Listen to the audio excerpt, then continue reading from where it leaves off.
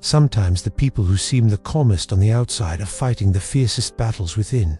And sometimes the greatest lessons come from the most unexpected teachers. This is the story of a young man named Samuel and the old woman who taught him how to win without fighting. In a small mountain village where the river ran cold and clear through ancient stones, there lived a young man named Samuel. He was known for his quick hands and quicker temper. When he worked hard. When he laughed, the whole village heard him.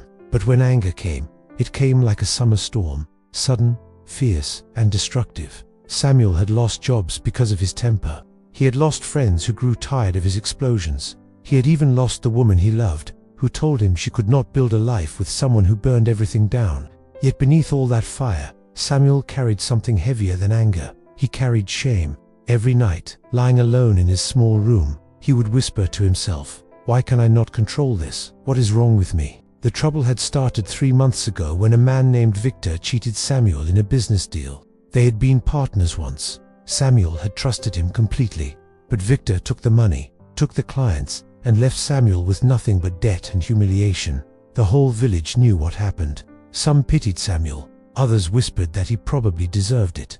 Every day, the anger grew. Samuel could think of nothing else. He imagined confronting Victor. He imagined making him pay. He rehearsed speeches of fury in his mind until his hands shook and his heart raced. His mother begged him to let it go. His few remaining friends warned him that this path led nowhere good. But Samuel could not stop.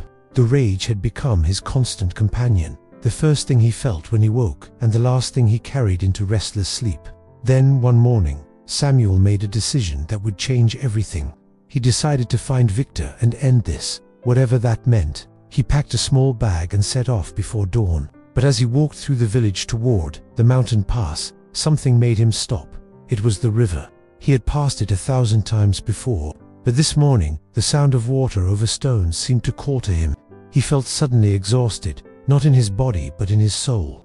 He walked to the riverbank and sat down on a large rock, his bag beside him, his hands trembling with anger and fear. That is when he saw her. An old woman sat on the opposite bank, her feet bare, her eyes fixed on the water. She looked ancient, her hair white as mountain snow, her face carved with more lines than Samuel could count. Yet there was something peaceful about her, something that made the air around her feel different. She did not look at Samuel. She simply watched the river as if it were telling her secrets. For a long time, neither of them spoke. Finally, Samuel broke the silence. "Do you sit here every day, grandmother?" The old woman smiled without turning. For 60 years now, every morning, Samuel frowned. "Why? What is there to see?" The old woman finally looked at him. Her eyes were sharp, clear, knowing. "Everything," she said softly. "I see everything." She gestured for him to come closer. Samuel hesitated, then crossed the shallow water and sat beside her on the smooth stones. "You carry something heavy," she said. It was not a question. Samuel's jaw tightened. "Someone wronged me, someone who was supposed to be my friend. I am going to make him pay." The old woman nodded slowly, as if she had heard these words 1,000 times before. "Look at the river," she said. Samuel looked. The water flowed endlessly, dancing around the rocks, splitting and rejoining, never stopping. "What do you see?" the old woman asked. "Water, rocks, nothing special." The old woman chuckled softly. "Look closer. Look at how the water meets the stone." Samuel watched more carefully. The river did not crash against the rocks in anger. It did not try to push them aside with force. It simply moved around them, over them, under them, flowing, always flowing. "The river never fights the rock," the old woman said. "It does not scream at the rock. It does not demand that the rock move. It simply continues on its path." She reached down and picked up a small stone from the riverbed. It was perfectly smooth, almost soft to the touch. "But look at this rock now. 60 years ago, when I first sat here, this stone was sharp and jagged. It was bigger than my fist." She placed the smooth pebble in Samuel's palm. "The river wins. Young man, it always wins. Not through force, not through fury, through patience, through persistence, through continuing to flow while the rock can only stand still." Samuel stared at the stone, feeling its impossible smoothness. "Your anger," the old woman continued, "it wants you to be the rock. It wants you to stand hard and unmovable, to fight and resist. But the rock does not win. The rock only gets worn away." She looked at him with those ancient, knowing eyes. "Be the river, keep flowing. The one who wronged you, he expects your fury. He is prepared for your attack, but he is not prepared for your peace. He is not prepared for you to simply keep flowing, building, growing, while he remains stuck in his own stone heart. Samuel felt something crack open inside his chest. But how? He whispered. How do I stop this fire inside me?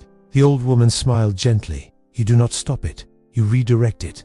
The river is powerful, more powerful than any rock, but it uses its power to carve canyons, to nourish valleys, to reach the sea.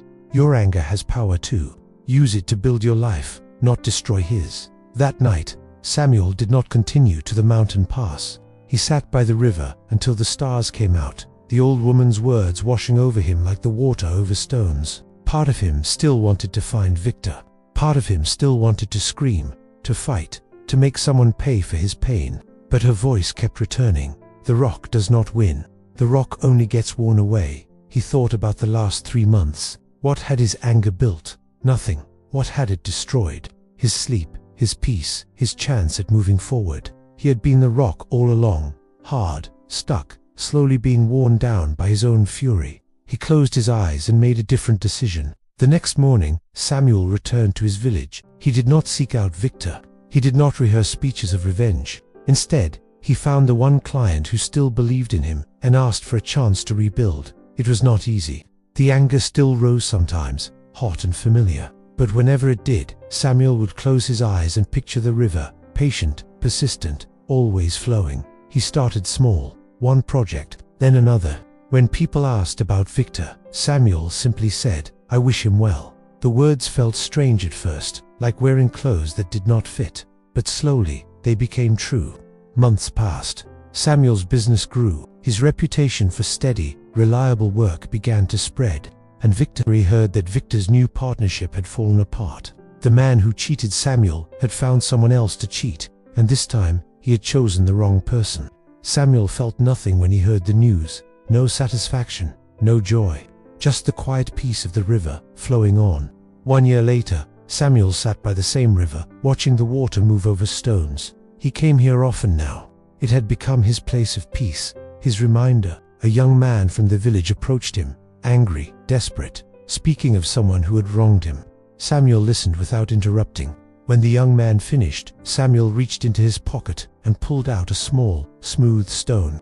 Let me tell you about the river and the rock, he said. The old woman was gone now. She had passed with the winter, quiet as snowfall, but her lesson lived on, flowing from one person to the next, patient and persistent, wearing down the sharp edges of anger one story at a time. Samuel never did become a man without anger, but he became something more important, a man who knew what to do with it. This story reminds us of a simple truth. We cannot always control what others do to us, but we can always control how we respond. Perhaps you too are carrying anger towards someone who wronged you. Perhaps you have been standing still, hard as a rock, letting that fury wear you down day by day. What would it look like to become the river instead? Not to forget, not to pretend it does not hurt, but to keep flowing, to redirect that powerful energy toward building something beautiful instead of destroying something broken. The river does not hurry, the river does not fight, and yet the river always reaches the sea. You have that same power within you. And remember, the one who remains calm in the storm is the one who wins when the storm has passed.